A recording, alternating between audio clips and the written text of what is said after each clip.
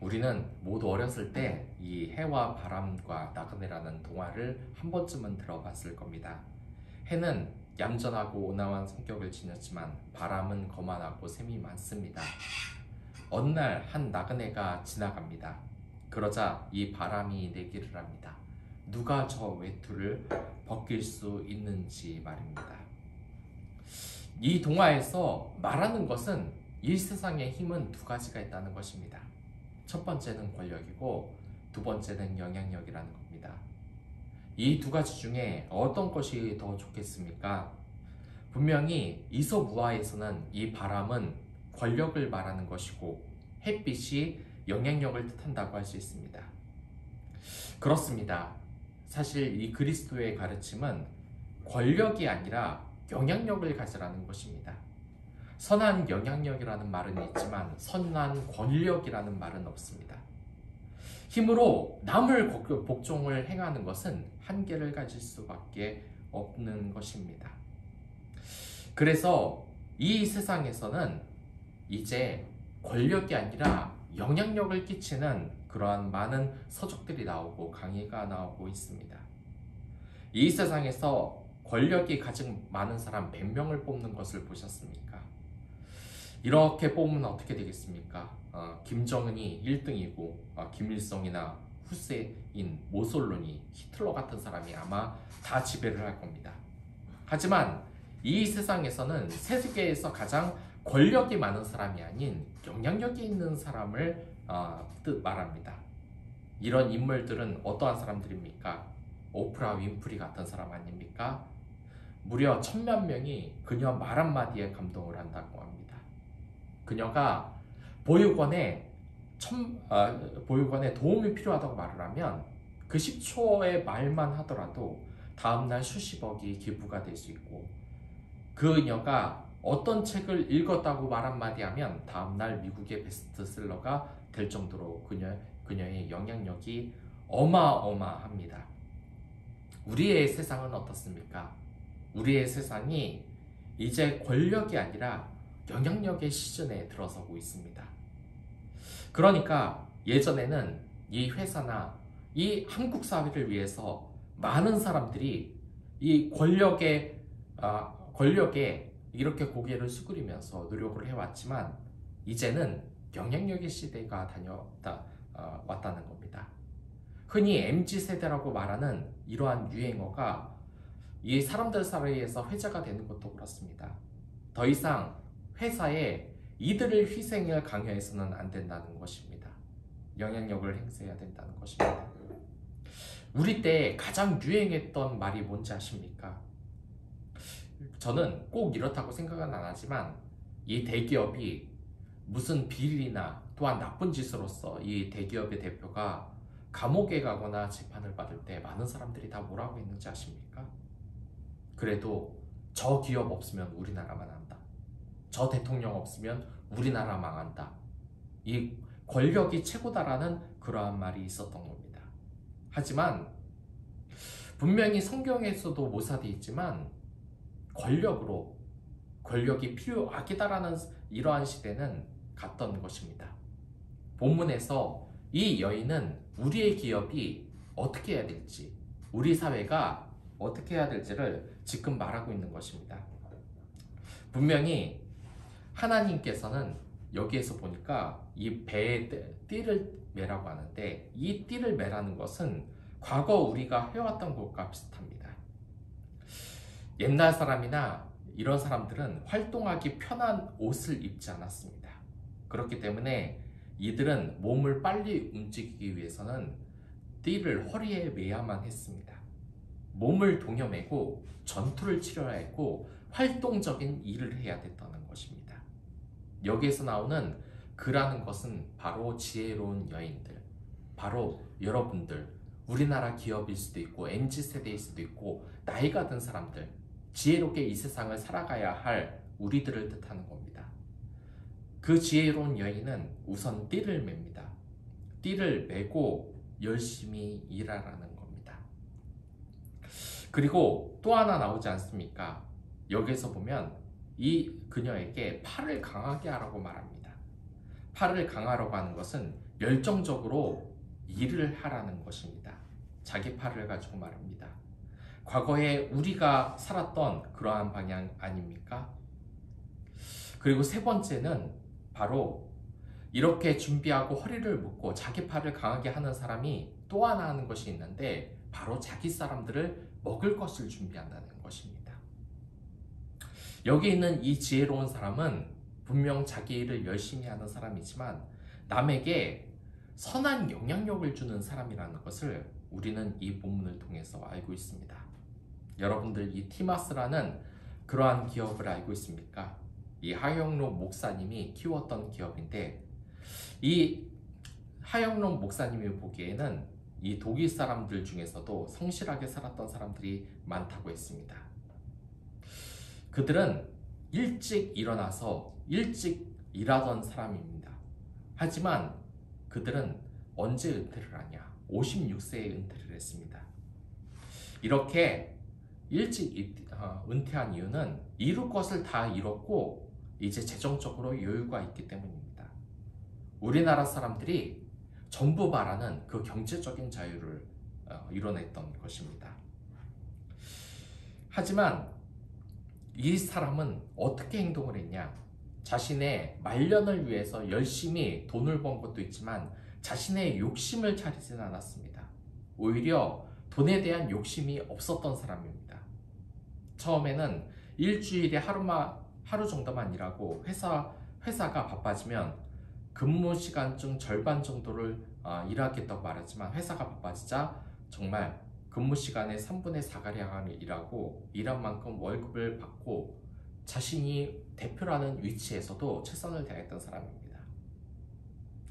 그러나 이 사람은 정말 아플 때도 많았고 했지만 내내 일을 했고 그 회사는 빠르게 성장을 할 수 있었습니다. 하지만 이 사람이 가장 존경할 점은 무엇이냐? 자신이 대표라고 더 많이 가져가지 않았다는 겁니다. 물론 대표는 더 많이 가질 자격이 있습니다. 자신의 인생을 책임지고 하나의 회사를 사기했기 때문입니다. 하지만 그는 나이와 상관없이 자신보다 어린 사람의 말을 잘 듣고 정말 이 나이와 상관없이 본받을 사람이면은 그의 말에 늘 귀를 기울였다고 합니다. 그렇기 때문에 이렇게 열심히 정말 살아왔고 경제적인 자유를 이룬 것 아니겠습니까? 사실 이 하영록 목사님도 일을 하면서 밑에 사람을 보살피는 데에서 정말 어렵다고 했습니다. 왜냐하면 능력이 뒤떨어지는 사람들도 있고 제대로 따라오지 못하는 사람들도 많았기 때문인 것입니다. 하지만 그는 다른 방법을 생각했습니다. 이 밑에 있는 사람을 꾸짖는 것보다 자신이 일찍 출근해서 하루 종일 열심히 일하고 자신이 모범을 보이자 직원들도 열심히 한다는 것이었습니다. 한 곳의 리더, 우리는 그렇게 태어난 사람입니다. 그리스도인이기 때문에 한 공동체의 리더인 것입니다. 그런데 우리가 이 사명을 가지고 사실 이 회사에서 열심히 해왔냐? 저부터도 부끄러울 때가 많습니다. 우리가 위에 이측에 있으면은 권력을 탐했나 영향력을 탐했냐라는 생각을 한번 해야 된다는 것입니다. 내가 밑에 있을 때는 위에 사람을 욕했지만 막상 권력을 가지면 밑에 아이들이 빠져나느니 이렇게 말하면서 영향력보다는 권력을 우선으로 추구하진 않았는지, 우리는 이제 권력의 시대가 아니라 선한 영향력으로 이 세상의 빛과 소금이 되어야 한다는 것입니다. 선하지 않은 그 강제력으로는 이 세상을 변화시키지 못합니다. 예수님의 가르침은 언제나 권력이 아니라 영향력이었습니다. 그렇기 때문에 나귀를 타고 온 것입니다. 하나님의 뜻에 벗어나는 독재를 계속해서 추구하는 회사나 나라나 공동체는 절대로 성공을 할 수 없습니다. 이러한 예는 사울의 예에서도 볼 수 있습니다. 이 사울이 어떤 왕이었습니까? 공포 정치로 권력을 지배했던 사람이었습니다. 그래서 이 사울왕은 나중에 이 공포로 통치를 하다가 망해버린 왕이었습니다. 사울 왕이 처음부터 그랬겠습니까? 그렇지 않았습니다. 이 사울 왕은 처음에는 엄청 인간적인 매력이 있는 인물이었습니다.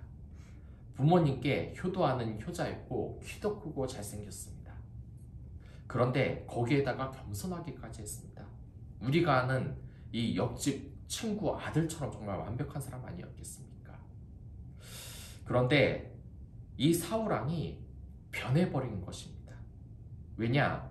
자신이 하나님의 추천으로 왕이 됐습니다만 주위의 사람들은 이 사울 왕을 왕으로 인정하지 않았기 때문입니다. 그 순간 사울 왕은 속으로 생각했던 것입니다. 잘해줘서는 소용이 없다. 이 세상에 어르고 달래줄 건 한계가 있다. 권력으로서 찍어 눌러야 내가 이 자리를 지킬 수 있다. 그렇게 사울 왕은 암몬 왕 나와스를 무찌른 이후 조금씩 변해가기 시작합니다. 자신에게 조금이라도 방해나가는 사람은 다 죽여갔던 것입니다. 하나님의 선한 영향력, 여기에 나오는 지혜로운 여인과는 완전히 반대의 길로 들어서게 된 것입니다. 그리고 변질이 대해서 권력을 추구하면서 공포정치를 하면서 자신의 말을 듣지 않는 사람은 모조리 죽였던 것입니다. 심지어 자신의 충신도 자신보다 더 드러나면은 그를 죽이기 위해 노력을 했습니다. 그 피해자가 바로 다윗이었던 것입니다. 다윗 또한 왕이 됐을 때 사울과 같은 위기가 찾아왔습니다. 왕의 말은 제대로 듣지 않는 12지파의 장로들이 이 다윗 왕을 잘 듣지도 않고 자신들을 잘 대해주지 않으면 언제든지 배신할 준비가 돼 있다는 듯 이들과 이 다윗과 여러 가지 많은 마찰을 가져왔던 것입니다. 하지만 다윗은 어땠습니까? 그의 권력으로 통치하지 않고 하나님의 영향력으로 통치했기에 다윗 왕국으로서 하나님의 왕국으로서 그렇게 세워질 수 있다는 것입니다. 우리가 이 세상에서 권력이 아니라 영향력을 가져야 하는 것도 분명합니다. 이미 하나님은 세상을 통해 말하고 있습니다. 여러분들, 그 TV에서 MZ세대가 자신의 정당한 이 권리를 주장하는 것이 단지 TV에서 웃기려고 나오는 장면인 것 같습니까? 이 세상은 하나님의 통치에 다 지배되고 있습니다. 그런 말 하나하나가 하나님이 그 미디어를 통해서 지금 우리에게 말해주고 있는 것입니다. 교회의 권력 또한 세상의 권력에 집착하지 말고 이제 영향력을 가지라는 겁니다. 예수님처럼 말입니다. 이 분은 어떻게 얻어지는 것입니까? 우리의 축복이 어떻게 얻어지신 겁니까? 인간의 부지런함 그리고 덕스러운 삶에서 보상으로 주어지는 것입니다. 만약 이 덕이라는 것, 이 지혜라는 것을 깔끔히 무시하고 돈을 번다. 그러한 재물은 한계가 있는 것입니다. 여기 있는 이 지혜로운 여인은 실제로 도덕성에도 대단히 신경을 많이 썼습니다. 그녀가 새벽 일찍 일어나서 무엇을 했습니까? 자기 종들의 먹을 것을 챙겼다는 것입니다. 그리고 이 지혜로운 여인은 결코 불의하지 않았습니다. 미신적인 그러한 재물이 있다면 그 재물은 가까이 하지 않았던 것입니다. 자기가 손수 번 돈이 아니면 또한 때가 무는 돈이라면 그 돈은 분명히 자신을 나중에 해칠 것입니다. 이 TV에서 제가 들은 말이 있습니다. 이 한 영화를 보니까 이 깡패가 이 경찰한테 돈을 주는 것입니다. 그러니까 이 돈을 받은 이 경찰이 이걸 뭐냐 그러니까 이 깡패 동목이 이런 말을 하는 겁니다. 이 돈 깨끗하게 세탁이 돼서 먹어도 탈이 안 난다. 드셔도 됩니다. 라고 이야기를 하는 것입니다. 여러분들, 이 깡패 두목의 말을 믿을 사람이 어디 있습니까? 깨끗하게 세탁이 된 돈이라고 그 불의한 돈을 받은 사실이 어디 달라집니까? 결국 그 돈을 받는 순간 불의의 굴복을 해야 된다는 것입니다. 그 점에 있어서 우리는 이제 세상의 권력을 취하고 어떠한 쪽에 서는 것이 아니라 선한 영향력을 이제 키워야 된다는 것입니다. 그런 영향력의 시즌이 코로나 이후로 다가왔습니다. 코로나 이후로 이제 평생 직장의 개념도 없어지고 이제 더 이상 한 회사에 충성해야 될 그러한 이유가 사람들 사이에서 사라졌습니다. 이런 사람들에게 매를 들어서 말을 듣게 하시겠습니까? 아니면 선한 영향력으로 그들을 다시 되돌리겠습니까? 분명한 것은 예수님은 전쟁에 쓰이는 말을 타고 예루살렘에 입성하지 않고 이 당나귀를 타고 입성했다는 것입니다.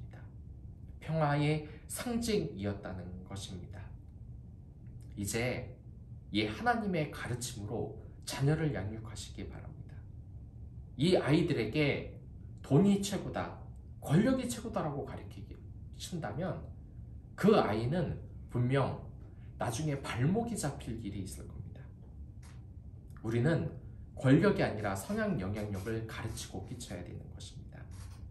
교회에서, 회사에서 선한 영향력을 끼치는 방법은 자신이 솔선수범하여 일을 잘 준비하고 가장 앞장서야 된다는 것입니다. 그러한 여러분들과 제가 됐으면 좋겠습니다. 그럼 다 같이 기도하도록 하겠습니다.